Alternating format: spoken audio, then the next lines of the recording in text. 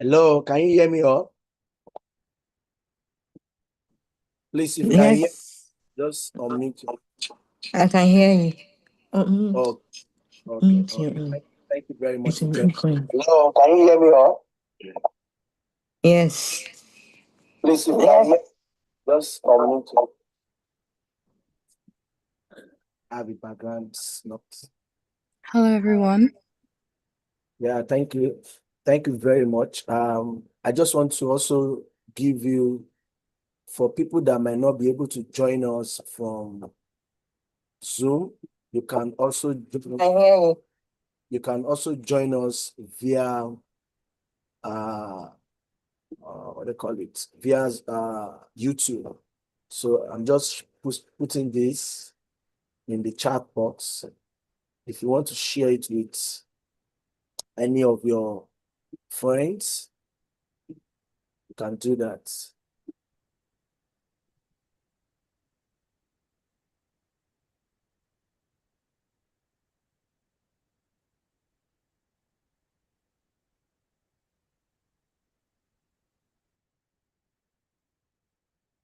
Okay, so we're going to be starting very soon.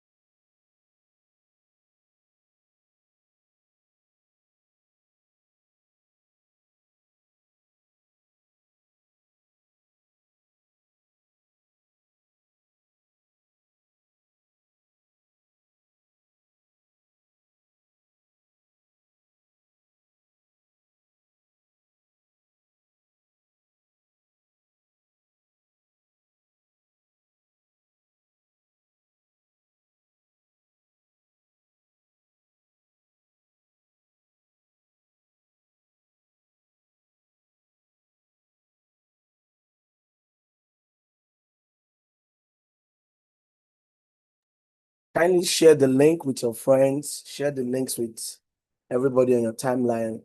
We are still waiting for more people to join. But it's going to be very nice. We are going to still also make sure that we record this and you can watch via YouTube if some of the people could not join us. So thank you very much. Immediately it is 12:10. I don't want it to take much, but immediately it's 12:10. We're going to kickstart the conversation. Let's see, yeah, 12:10, in another 5 minutes, we kickstart the conversation. Thank you very much.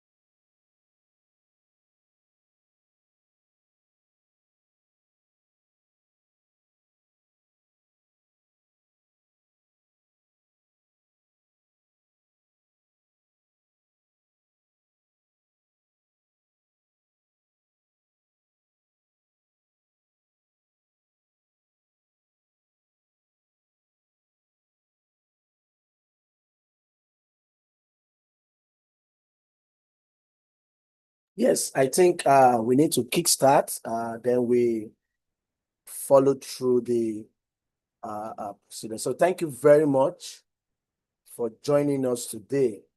Let me start the recording. Yeah, thank you very much. Thank you very much for joining us today on this edition of this year International Women's Day.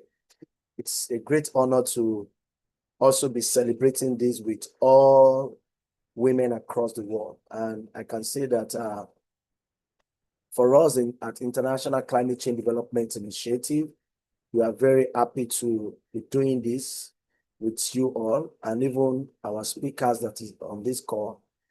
We are very happy to have you, and something that we want to continue to engage and get people along every year to celebrate women, because like they say, they are the backbone of everything we do. So why are we doing this? Basically, as we know that International Women's Day is celebrated, to actually recognize, the achievements, let's say the contribution and the leadership of women across sector of society, whether you're a businesswoman, whether you're a philanthropist, whether you're an activist, whether you're a doctor, lawyer, whether you are into politics, whether you're an educationist or you are a scientist or community development sector. It's a moment, for us to honor, the resilience of women, who have actually worked tirelessly to overcome, barriers and even advance equality, justice, and even opportunities for future generation. So at the same time, we also see that this day as International Women's also serve as a global call to action, where we address ongoing challenges such as the issue of gender inequality, discrimination, and even limited access to resources and leadership opportunity.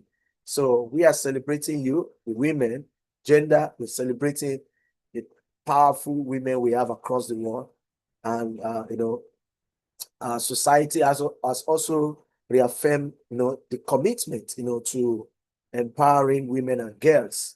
And in ICCDI, we make sure that we put women at the forefront, where we promote equal rights, where we also build a more inclusive and sustainable future for all the people that we have been working with for the past 10 years. So we are very happy to have you all joining us on this call today. And we are going to be, making sure that we engage as more as possible. I can see a lot of people are now watching from YouTube. You can direct people to the YouTube account. They can watch from there. You can also tell them to join via the registration link as you're moving on. So thank you very much. A quick one, I will quickly want to go through a little bit of what we are going to be doing. I've done the introduction.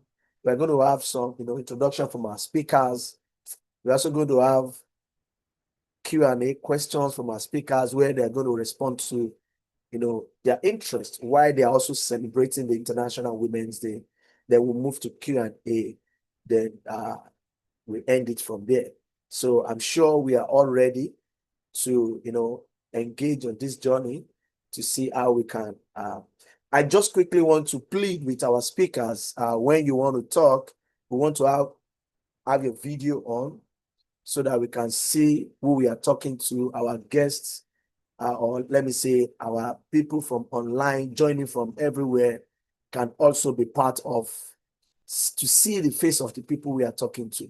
So please, we plead for you to actually do that. So let's kickstart. Maybe we can have them to put on their video first. Let us see their faces. Then we kickstart the conversation. We have our sister Anne Maria, the executive director. We have Tolu Lokbegbero. We have Ifebuchi Madu. These three people are very powerful people in the industry, and I'm sure you've seen most of them. You see their information online. You've seen who they are. I don't want to talk more about them. They're going to be doing the introduction themselves. Thank you very much. Let's wait for Madam Ifebuchi Madu. whether she's coming on board with her video. As she's doing that, not to take, because I don't want us to take much time on this call. I don't want to, I know a lot of us, this is the beginning of the week and we need to go back to work. We need to do a lot of stuff. And even the year is just starting as well. So let me start from my sister, Anne. She's the executive director for Women Empowerment Program. She's going to introduce herself and also share with us, with the audience, what she does, who she is, what does she do, maybe where it's calling from. You have the floor, ma'am. Thank you, Olumide. It's a pleasure to speak on this auspicious day. My name is Anne-Marie Abagu, and I work with Women Environmental Program. It's a, I wouldn't say it's a regional, it's both regional and international organization. We've been existing since 1997, so we're going to be 30 next year. We work primarily on climate change, governance, environment, and peace and security. We believe that the lives of women and youths should be positively transformed, and which is part of the reason why Olumide has invited me for this auspicious day. Thank you so much. Thank you very much, Madam Anne. Thank you for that. I really appreciate coming to join us. Let me also welcome Madam Ifebuchi Madi. Thank you very much. We are really honored to have you. We are very happy because, this is the first time of, you joining one or two of our online conversation. So we want to also hear from you. Let us know you. Let us meet you. Who are you? What do you do? Where are you joining us from? You have the floor back. Hi, everyone. Good morning, good afternoon from wherever you are.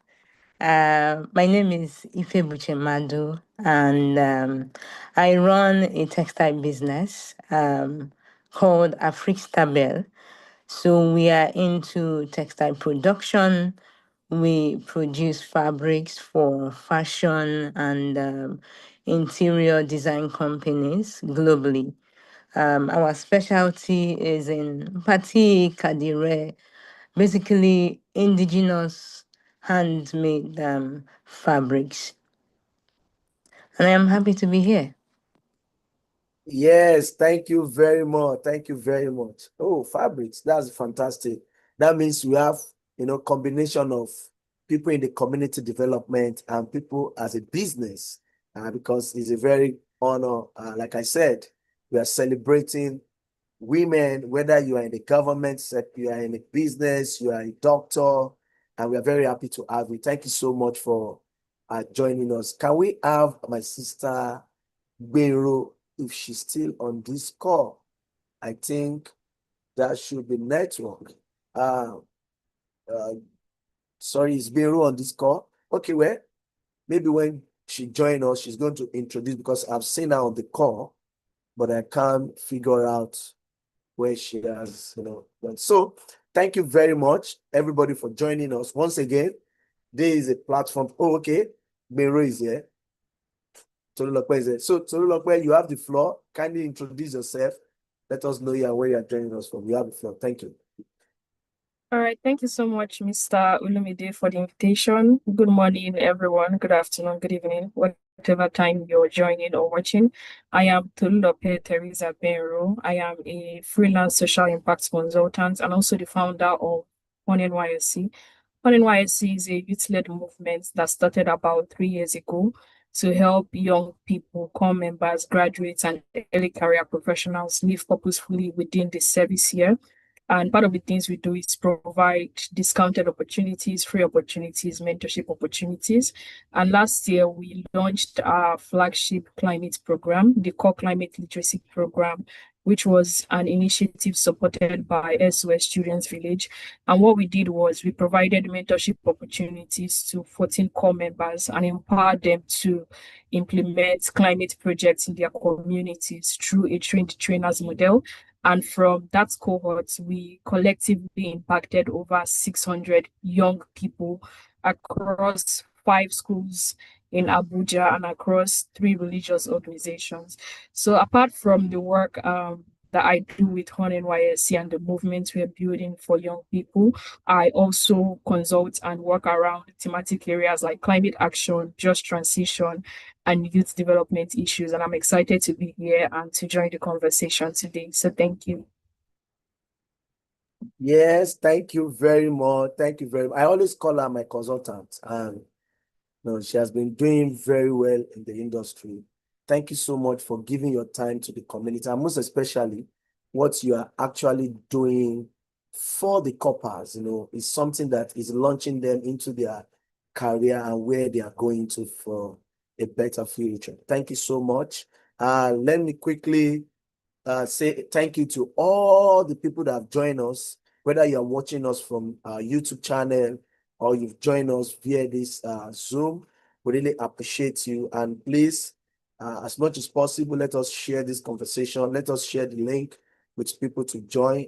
It's very interesting that we are having it recorded on the YouTube channel for anybody that wants to watch again and again if you miss any information about our speaker.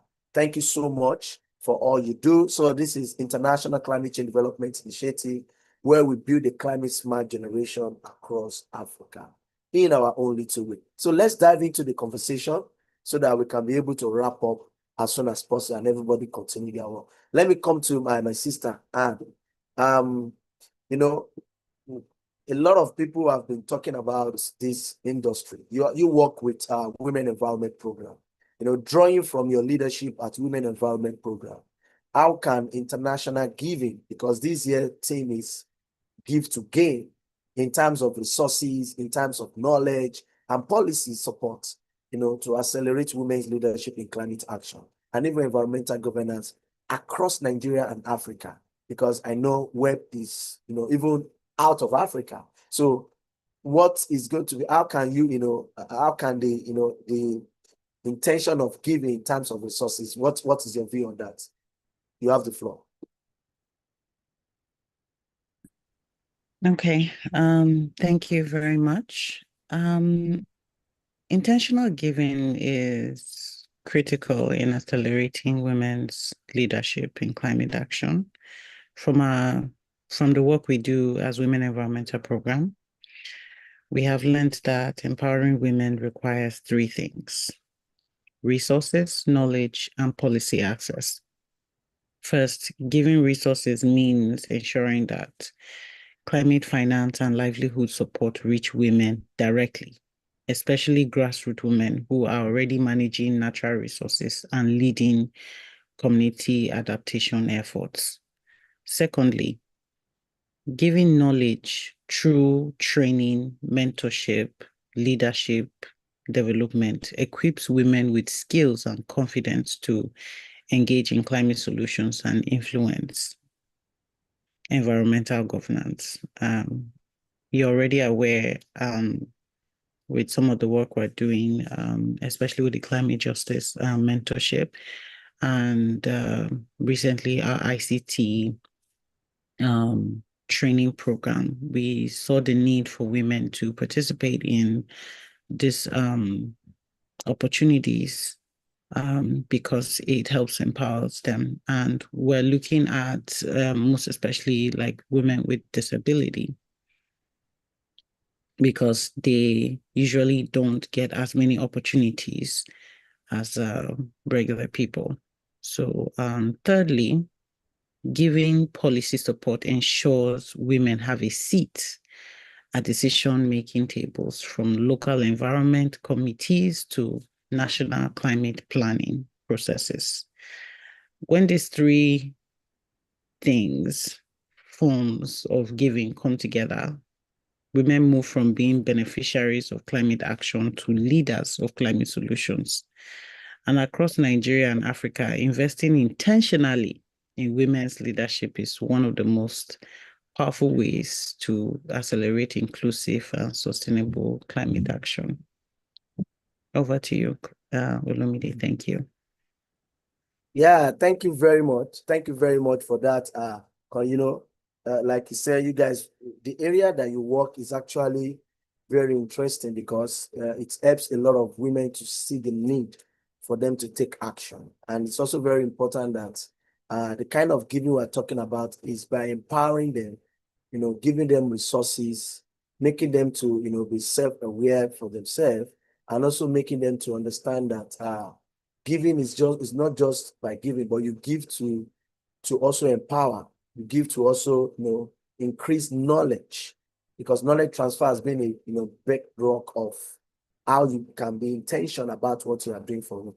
Thank you very much for sharing that. Let me go to our second speaker, Madam Ifebuchi. As a creative director in the textile industry, how have you actually intentionally use your platform at Arik Table Textile to empower women across the value chain, from local artisans to young female creatives? And in what ways can giving, whether through mentorship, like first speaker just said, or fair wages or skills transfer, become a practical tools for advancing gender equality in this fashion and textile industry? You have the floor.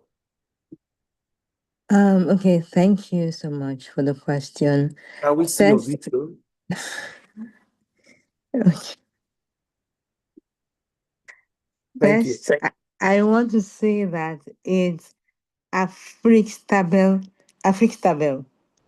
Okay, That Afrista. will really help. Yes, Afrixtabel. Thank you. Thank you. Thank you for Yeah. that. Okay. So for Afrixtabel, empowerment is not a conversation or just what we talk about. It's something we practice. It's something that is in our business model.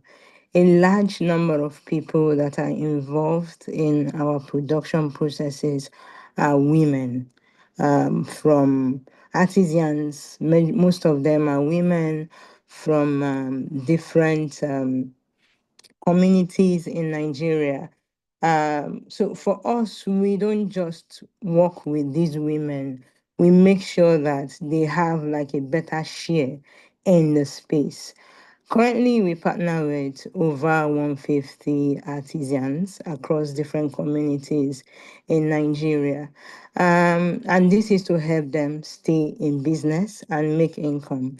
I just want to like put down a backstory of how or what led to ensuring that these women stay in business and make impact for themselves and as well their family. In the early stage of my business, when I commissioned some women in Akure, Ondo State, Women Weaver for a project, a Ashoke project. So being that I am someone that like to get involved in my process, just experience, monitor their process and even get familiar with them. One thing I noticed with my visit to them is their standard of living. I could clearly see poverty written everywhere. And remembering some of our conversations where they tell me that, oh, people from different states, Lagos, comes to this to them to buy a showcase, commission them for a project. When I remember that conversation and look at their life, like I couldn't relate because these people barely feed or barely eat. I was so curious, like, okay, what could be going on?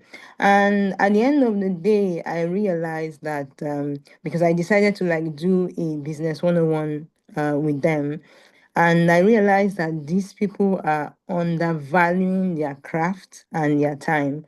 Now there are people that are uneducated. They are not they have limitations exposure wise and education wise, and this contributed to why they price or they don't factor a lot of things in their cost, because these women take weeks to produce or to make one fabric, and at the end of the day they will just cost for the thread and just something little addition, not considering how long it's going to take them to produce the fabric, factoring it in in their cost.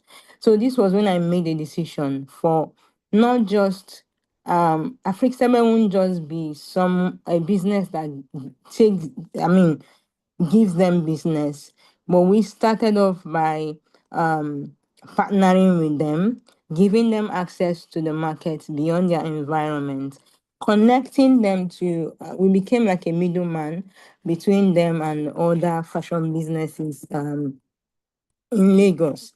And even the women in Abia State that we work with, we made sure that it's not just going to be giving them business. They need access to education, some kind of trainings that will enable them, understand their processes and how to price.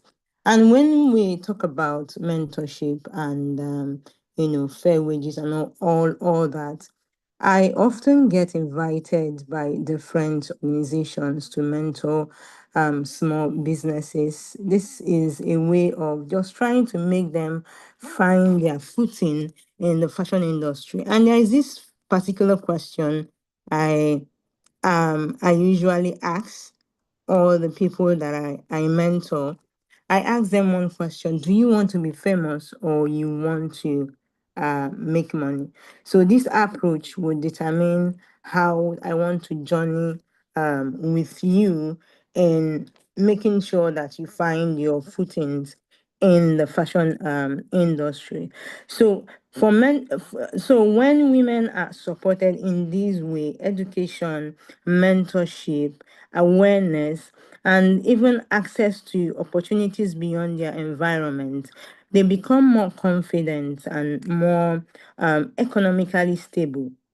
They are able to support not just themselves but the family. So giving, whether through financial support, education, fair wages, or skill transfer, become a practical way to move gender equality forward across different artisan communities in Nigeria. Thank you. Yes, thank you very much. Thank you very much for that contribution. You really, when we talk about business women, I think the point you are coming from actually shows us that you are really creating access to education. You are, creating a business opportunity. You are also building a robust mentorship program, and you are even doing what we call the economic support, because these are the ways we can actually give, and actually support our women in making sure, like they say, women support women. It's a very, very, very powerful word, and I'm very happy that with your experience in the creative industry, you have really done so much, and I'm really happy for you for what you have been working on. Thank you very much. Let's quickly go to our third speaker, my sister, my consultant, Beru. She has been doing very well. From your experience as a social impact consultant, how can strategic giving, as a consultant, through mentorship, funding, and partnership, be leveraged to create a sustainable opportunity for women and also accelerate gender equality in our communities? You have the floor. All right, thank you very much for that question. So I'm going to answer it in 3 ways. I'm going to start by answering how strategic giving through mentorship can support. And I'm going to use a practical example. I remember, I believe that was 2023. I came across a career mentorship program for young women. And as at the time, I was working in the 9 to 5. So I was working in the private sector, but it was still sustainability related. And within the course of the program, I learned a lot about career. I learned about glass cliff. I learned about negotiation and whatnot. And that program was very instrumental to my career growth. Also, some point in 2024, a young woman within the space recommended me for a program around climate communication for women, around climate and energy. And that was also really instrumental in advancing the way I communicate certain work and certain things I do. So I believe that mentorship plays a really important role in opening the doors for bigger opportunities and better opportunities for women, because oftentimes the problem, there are two types of problem when it comes to participation and engagement for women. It's either women are not in the room, or women are in the room but are not in the positions and the places where they need to be compensated, or where they need to be compensated based on our words and the value that we bring. And I remember doing an interview also about 2024. One of the questions the journalist asked me was, how have you thrived in a male-dominated field? And for me, it was the first time really thinking about being in the climate space as male-dominated, and also thinking about my energy background and energy experience and how I have thrived. And part of the things that also helped was mentorship, right? Male colleagues, female colleagues, providing mentorship opportunities and recommending me in different places to say, oh, you can do this thing, go ahead and try this thing. So I think mentorship plays a really important role. And even in choosing to start my career or to look at ESG and social impact consulting, it was still being in the mentorship program and then going ahead to take related consulting courses. And in taking those related consulting courses, I realized I was doing exceptionally well. So for something I had not done before, I was literally acing them 10 over 10. And I was like, wow, I'm such a natural at this thing.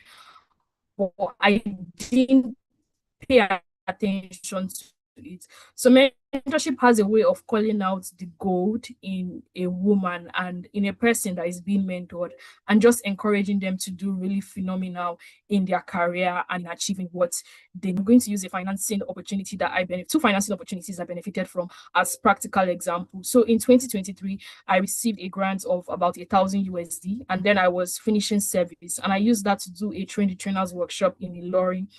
And then in 2025, I got a little bit more than 1,000 USD from a different organization this time. But because I had received that first financing and I had done a pilot model of the project, doing it again in 2025, it made me more confident, right, to be able to do better. And even in doing better, the outcomes of the core climate literacy projects literally changed my mindset, because I had read about trainer model, but in paying more attention to the data-driven components of implementing the project itself, it's made me, I mean, from the project, we're able to write 2 solid research papers on the project, and it has boosted my confidence. It has also opened better models for the project to say, okay, if we are to do this in a university or a high school setting, how do we structure the project? What are some of the success stories and beautiful things that we did that worked out? So beyond the empowerment that came to me, to my organization, to the volunteers, to the speakers, and even to the fellows and everyone who benefited from the project as vendors or as respective stakeholders, that financing has made room for more opportunity. And even part of the success story we have is that even after the program, we saw some fellows within that participated in the program actually take their career in the development space and in climate a lot more seriously. So we had fellows who completed the program and launched their own initiatives and even came back to say, oh, let's collaborate on this. So financing is really important, right? Because oftentimes whoever controls financing controls narratives. And just like my Febuchi mentioned when she was speaking about women being on the prize, when females are paid and commensurated based on the words that they provide and not necessarily the agenda, it provides some form of emotional, rather economic stability for them, for the families as well. And it also boosts their confidence and their words to be able to do well. And then finally, I would say partnership. I believe partnerships are empowering women and ensuring that, speak about partnership by saying that partnerships do not necessarily always have to be monetary given, but the goal of the partnership is to ensure that respective parties benefit evenly from the partnership in some way. At some point within the partnership, it might be 20-80 or 80-20 or 50-50 within the course of the partnership. And a lie that we've often told women is that women are fighting amongst themselves and women do not want to work together, which is not a lie.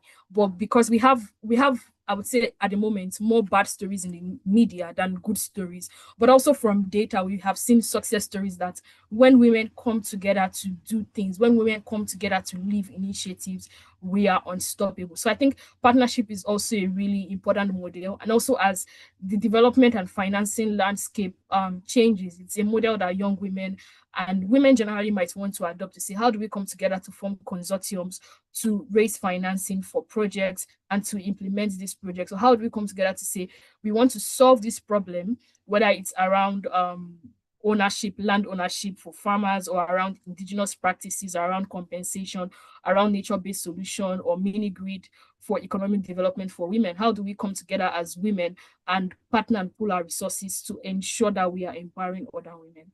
Thank you very much. Wow. Thank you very much, Tolulope. You know, I don't want to reiterate what you've said. You know, I mentioned something that women supporting women. I just want us to leave it like that women support women. And, you know, let us leave the bad news. I want us to focus on the good news about women in our industry, in the industry or any sector we find ourselves. It's very important that we continue to support ourselves, continue to, you know, be an angel to each other, because we don't have any other places to go. This is where we have. I keep saying, I always say this in my call. I say, when two elephants are fighting, it's the grass that suffers. We are no more suffering. We should be supporting ourselves. We should be giving ourselves that morale, that encouragement, so that we can build a future that is going to be benefiting even in the midst of everything that is going on in the country or across Africa or across the world.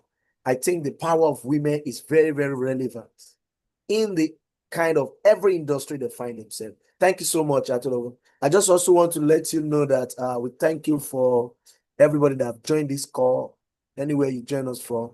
I just want to plead to you, if you can put in the comment section where you are joining us from, whether you are joining us from, you can even join us from Iran. We are very happy to hear you. Join us from Dubai, from, you know, Lagos. You are joining us from Abuja. Just put that in the comment section. Let us know where you are. I'm joining you guys from Lagos. Forget my background, you know, it's just imagination. I'm joining you from Lagos. You know, it's a very nice weather in Lagos today. Let me be positive. So please drop your message. And if you are joining us again, oh, somebody's joining us from New York. Good. And if you are joining us from, you know, how will I put a location that cannot be disclosed, just say you are joining us from the world. It is much better like that. So thank you so much. If you are still also part of our conversation on the YouTube channel, please drop a comment on the YouTube channel as well. Let us know where you are joining us from. Let me quickly come back to my sister Anne, because by 1, I'm sure we're going to be, you know, closing this as soon as possible. So my quick question to you is very simple. From your experience working with grassroots women and, you know, vulnerable communities, what practical step can government, development partner, and even the private sector takes to ensure the investment in climate justice and even sustainability truly transits into equality and economic empowerment for women? You have the floor. Okay, thank you. Before I answer that question, I just wanted to not correct, but add a comment to the last speaker when she said that that women are known to fight each other. No, we're known to compete, healthy competition. That's what it's called, not fights. Thank you very much. Okay, so yes, so to answer your question, from my experience working with grassroots women through Women Environmental Program, one key lesson is that climate justice investment only translate into real equality when they intentionally address access, participation, and economic opportunity for women. Now, for government and the development partners, they must ensure that climate finance actually reaches grassroots women. I want to give an example, like with the recent development of the Gender Action Plan that was newly developed at the UNFCCC. Olumide, you were invited to our review for the National Action Plan on Gender and Climate Change.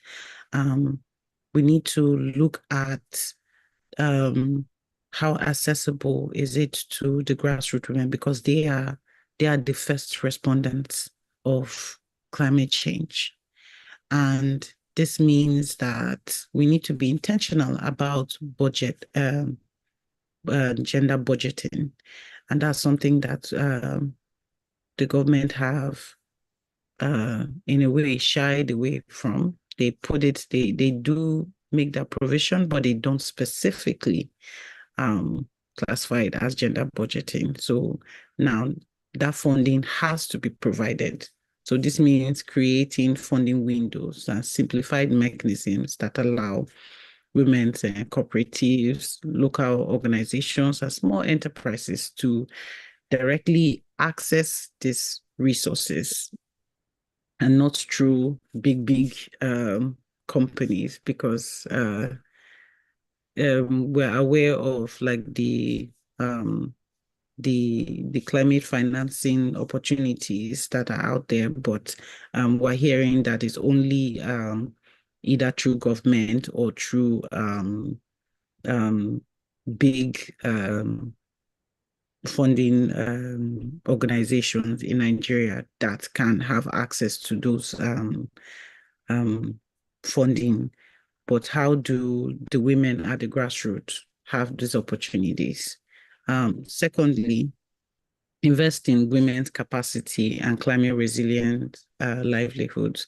Like my sister Ife Buchi, I hope I pronounced that right.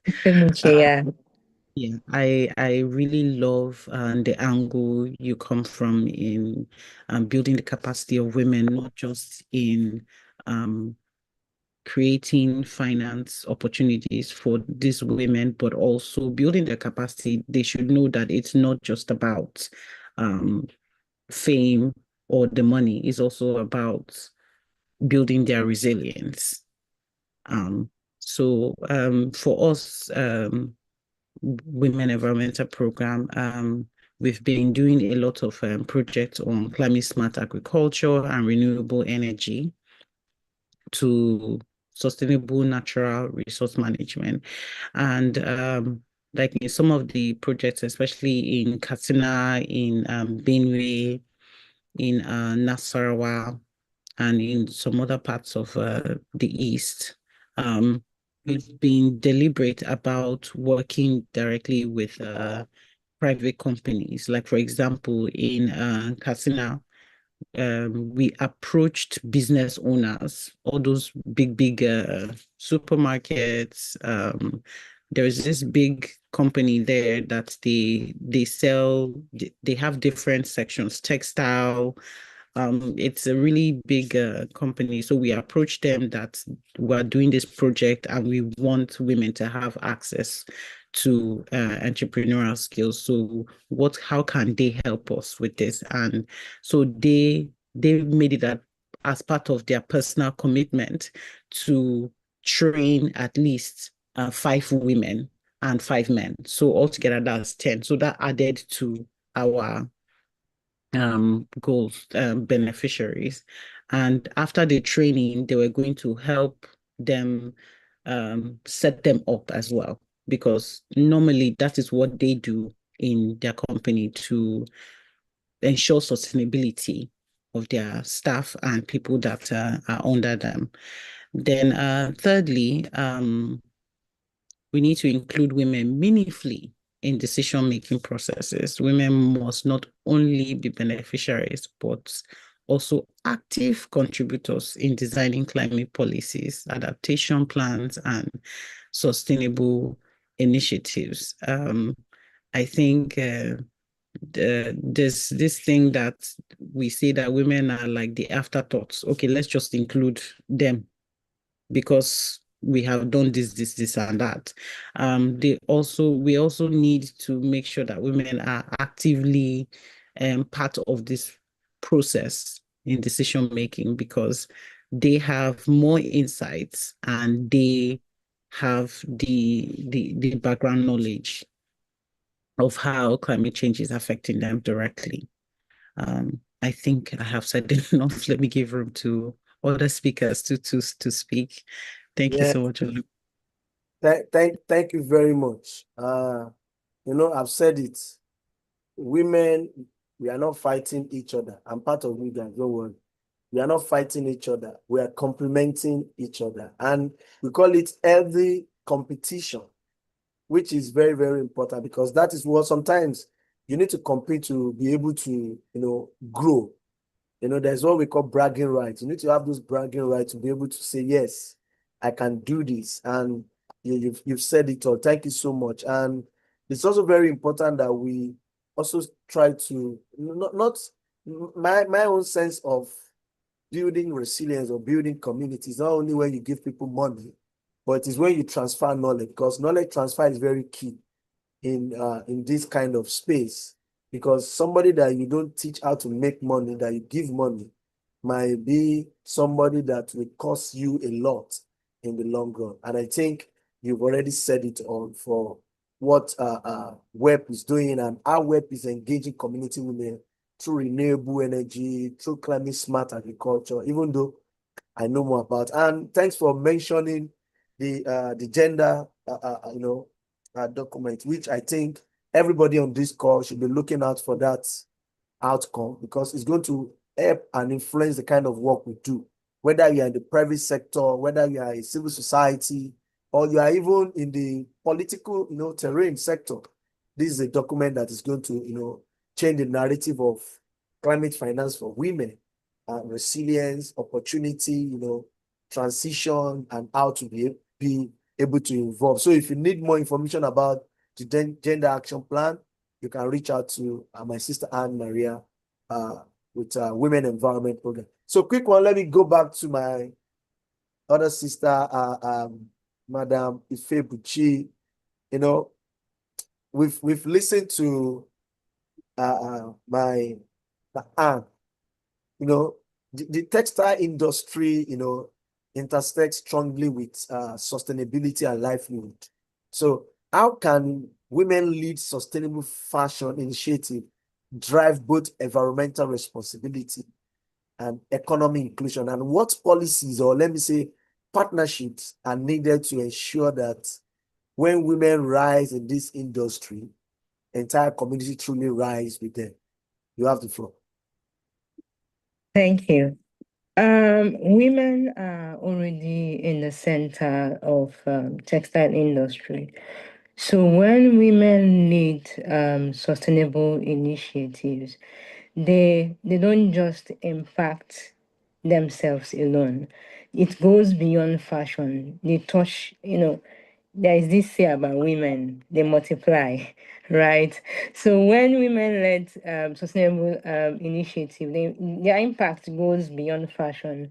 Their impact touches livelihood, communities, and environment around them. In my work, I have a saying that goes, if we do not preserve the people that makes this textile, the textile cannot preserve itself.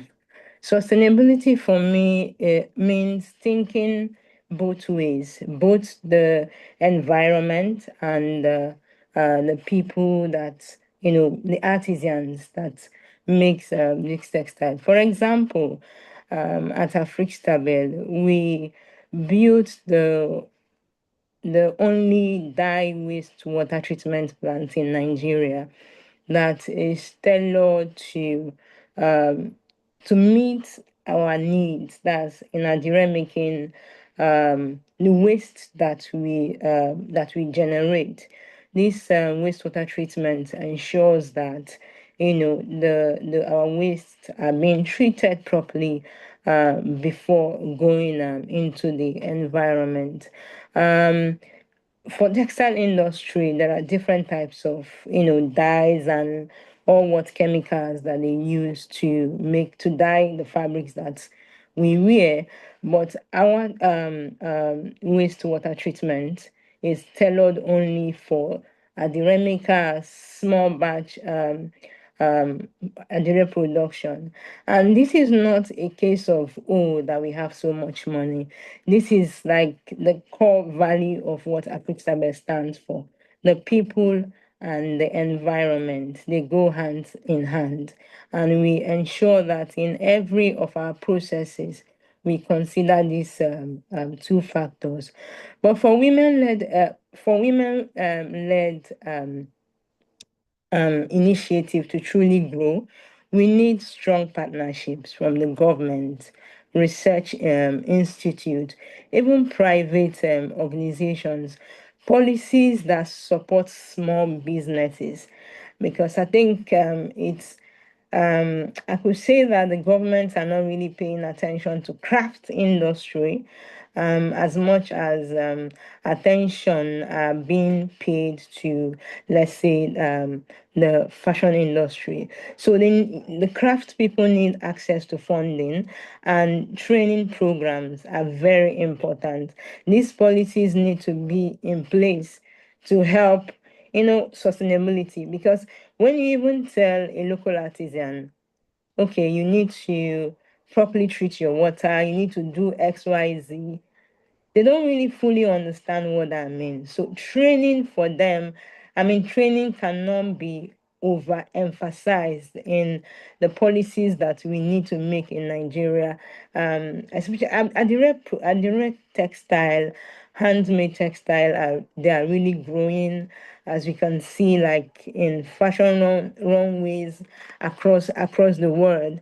And these textiles are coming from the grassroots. So we need like training programs that would, I know they reached out to me, an organization reached out to me concerning where they produce textiles in Abeokuta, how they want them to incorporate treatment, a proper waste disposal. And the first thing I asked is, does these people even understand what it means to operate in a sustainable manner? That's where to start from. Because from centuries, generations ago, the waste we generate from Adire are normally thrown in the gutter. And people see it as normal, but it's causing a very significant impact in the environment, and also even in the lives of the community people around us. So in all of these policies, access to funding and all the things that we need to put in place, trainings, awareness is the key factor, because when they understand the impact of what they are doing, that is when they are even going to like even pay attention, or even want to even ask for support from the government to do things differently. So when women have the right support they need, they don't just rise alone. They create jobs. They create jobs, they preserve cultural knowledge and strengthen the community around them. Thank you. Wow. It's like you just summarize the topic that we are talking about. And I really appreciate that. Thank you so much for your contribution. I'm sure every one of us know what we are talking about today. When women rise, we all rise, giving as a catalyst for equality. And I can see the conversation have been intends in making sure that women will keep supporting women. Women will keep giving opportunity for other women. And we continue to talk positively about what women are doing. You can see a lot of, when you check, let me be a little bit biased. When you check the richest women in Africa, most of them are from Nigeria. I want to be biased about that. So you can see that there is we have these powerful people that can actually carry everybody along. So I just want to say thank you very much for pointing out the opportunities, the partnership, and how people are striving in the industry where you are in the sector of textile or creative textile industry. Thank you so much. And let me go now straight to my consultants.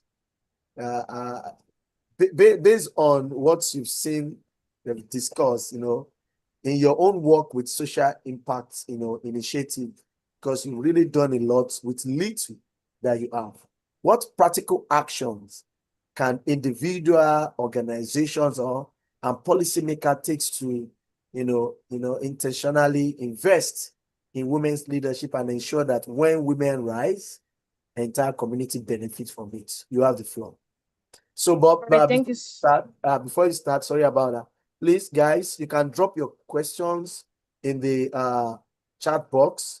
And if you know you want to, speak, then we will give you the opportunity after my sister. And I'm sure if you don't have questions, you've really gained a lot from what we've been discussing for the past close to 45 minutes now.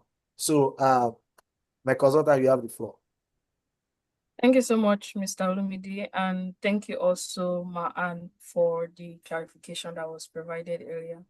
So in answering this question, I'm going to speak and answer based on the three key stakeholders that you mentioned. You spoke about what individuals can do, what organizations can do, and what policymakers can do. So I'm going to start with individuals. For individuals, I would also say that as much as there is the responsibility of respective organizations and broader stakeholders to provide opportunity, there's also the responsibility on individuals to grow, to be accountable. And as a step, I would say forming healthy communities where we begin to mentor ourselves. This could be on a peer-to-peer level, or this could be having industry professionals who are ahead of us provide the necessary mentorship and support that we need among ourselves.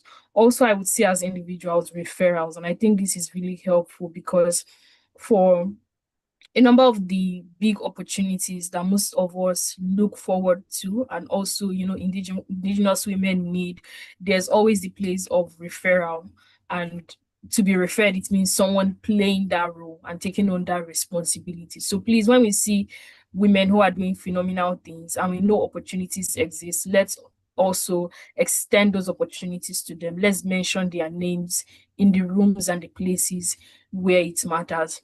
For organizations, I would say practical steps that organizations are taking, whether through CSR initiatives or other financing models, is around specialized grants. So we are beginning to see more grants and more programs that are tailored specifically to women and other marginalized communities. And I think that is commendable. I think in addition to this, which is also something that Ma'an spoke about, is having a policy, right, climate policy around women and gender mainstreaming, so that we don't just have the organizations or the people who have the money or financial capacity spending sporadically, but ensure that the financial investments they are making for the development of women is tailored towards a particular goal and to solve the most pressing issues that exist at that particular point in time. And for policymakers, also, I would say participation of female in politics definitely is really important, which has also been mentioned. I know we used to have the Vote for Climate hashtag to also ensure that the leaders we are voting into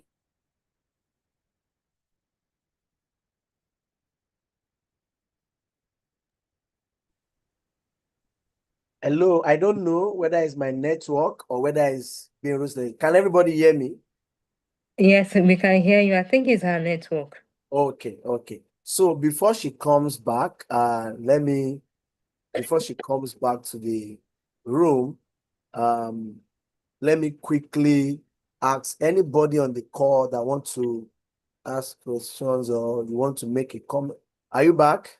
Yes, I am. Okay, Apologies for that. Yeah, no the problem. network glitch. You can continue then. All right, thank you. So for as we encourage females to participate in politics and we are beginning to have policies that are making significant progress in making it easier, how do we also ensure that we are not just putting anybody in those offices because she's a woman, but we are putting the right people that understand what we want in terms of climate governance? We've also spoken about policy. And then I would say finally, mentorship and paid opportunities. So mentorship is really, really important. I know that in time past, right, mentorship opportunities used to be a lot more distant, where you ask a young person, who is your mentor, who do you look up to? But now we're having better proximity. So I think as much as certain mentorship opportunities are democratized, there are also definitely some mentorship opportunities that will be exclusive as people climb the career ladder based on the technicalities involved in the role or the opportunities that they are being mentored for. But having more mentorship is really important, right? And then I would say the provision of paid employment opportunities. So many times when we engage women to do certain things, we think about it more from a perspective of free labor. And just like Marife Buchi also mentioned, because we think about females doing things from a perspective of free labor, it becomes hard for women to place value on what they do.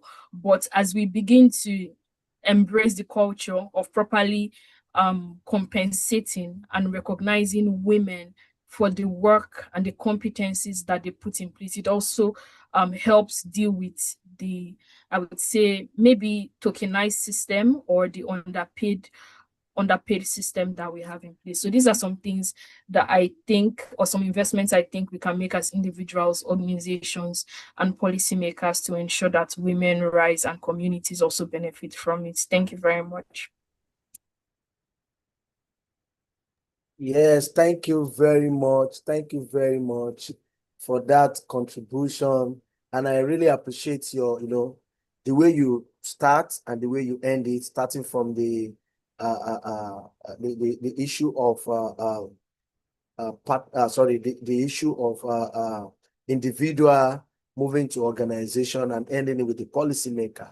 I think we all need to work together to make sure that we find a better way to make our women more relevant in the society, because they are the backbone of everything that we do. And it is very important that as long as you come out from these people, then you should see the power, you should see the opportunity to make them feel among the society. They should not be to be part of it. There should be ownership of everything that we find ourselves. So thank you very much. If you have any contribution or question, please kindly come up and ask. And if you don't have, we are already almost 4 minutes past 1. I don't want us to take more than an hour for this conversation. For me personally, I've learned a lot. I've seen the opportunity that is there for women, and I've seen what these 3 individuals have been doing to impact all these set of young people, whether you're a girl, whether you're a woman in the society. They have been doing fantastically well to make sure that when women rise, everybody rise. So if we don't have any contribution, if you don't have any question or comment, let me go back to our speaker. Please, I want 3 of you to put on your camera. We are ending it very soon. 3 of you put on your camera and let us quickly do something. Madam Ifebuchi, we are waiting for you. I just want to hear from you, starting from Anne, then moving to Madam Ifebuchi, and moving to Tolu. In one sentence, looking at the theme of this year, let's focus more on gain to, is it gain to give or give to gain? Gain to give, yes, gain to give. Looking at that theme, what is going to be your parting word, like to, number one, whether to encourage women, whether to make women more, not only more inclusive and taking ownership. What is going to be your part word for us today in this conversation? Don't, three of you, don't off your camera, put it on. Yeah, so let me start from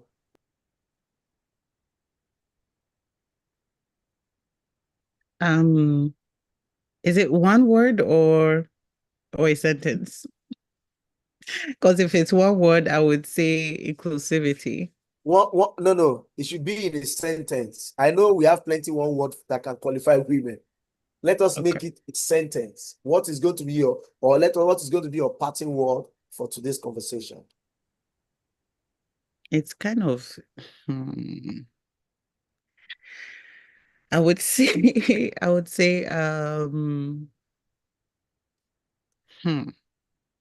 again too. I can't hear you. Should I come back to you? Yes, come back to me. Let me go to Madam Ifebuchi. I want to hear that affirmative word that is going to build people's minds, going to make them get focused by celebrating women every day, not only because we are doing International Women's Day.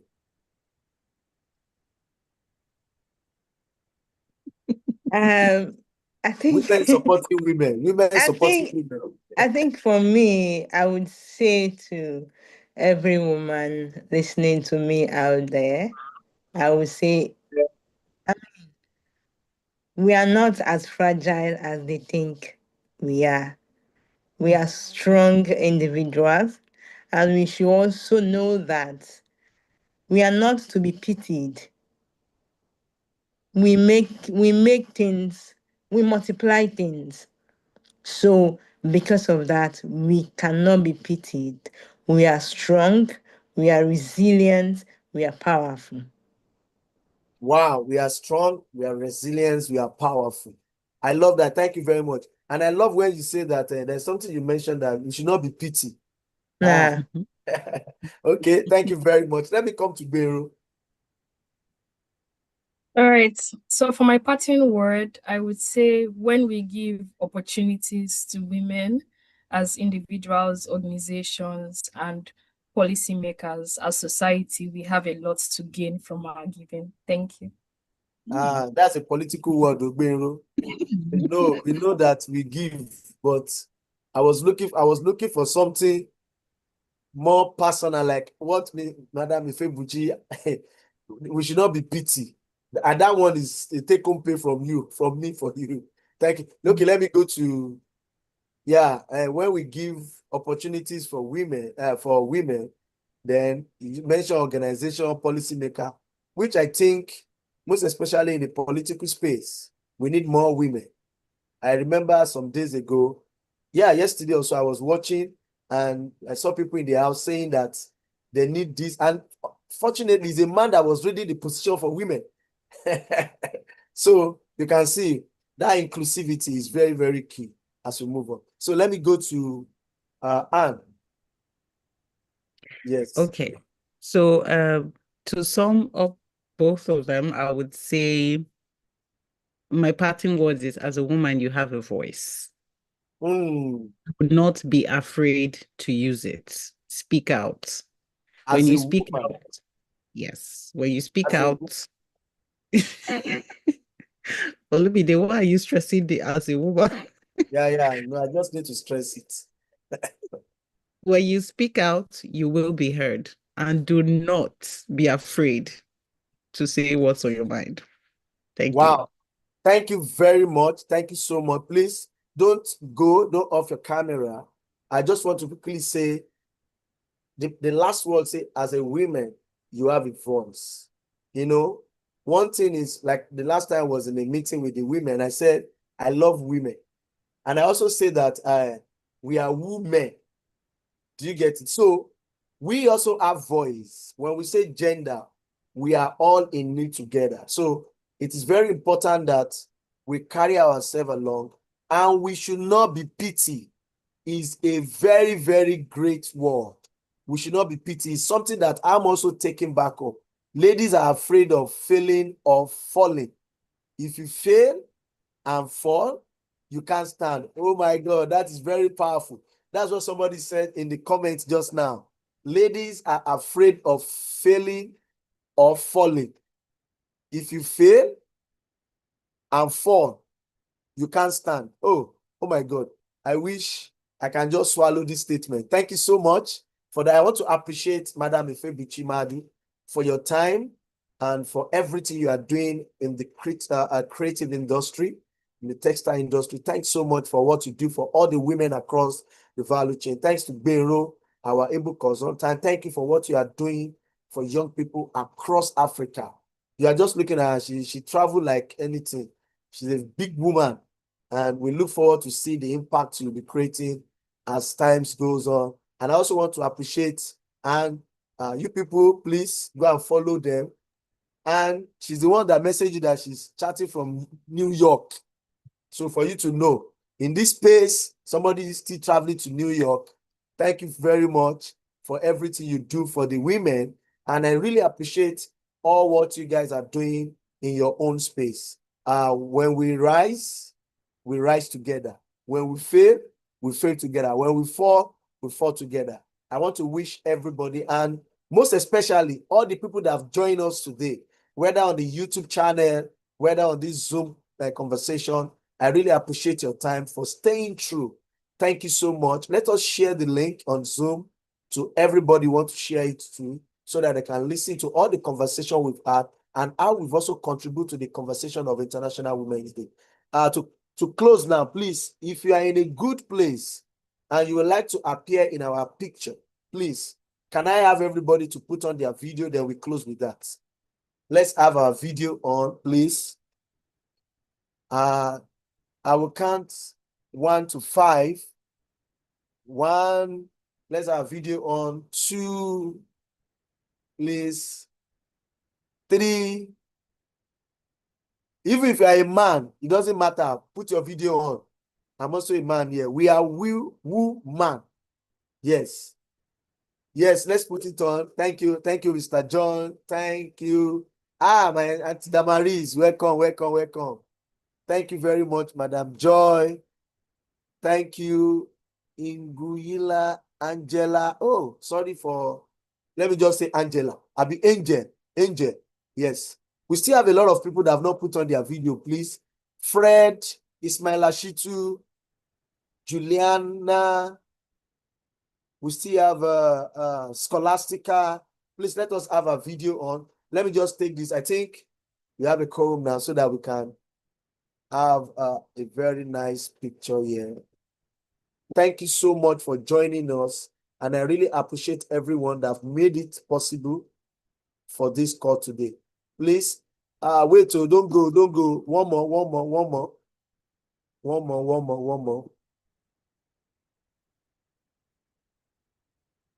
Put on your smile. Let us have the women's smile.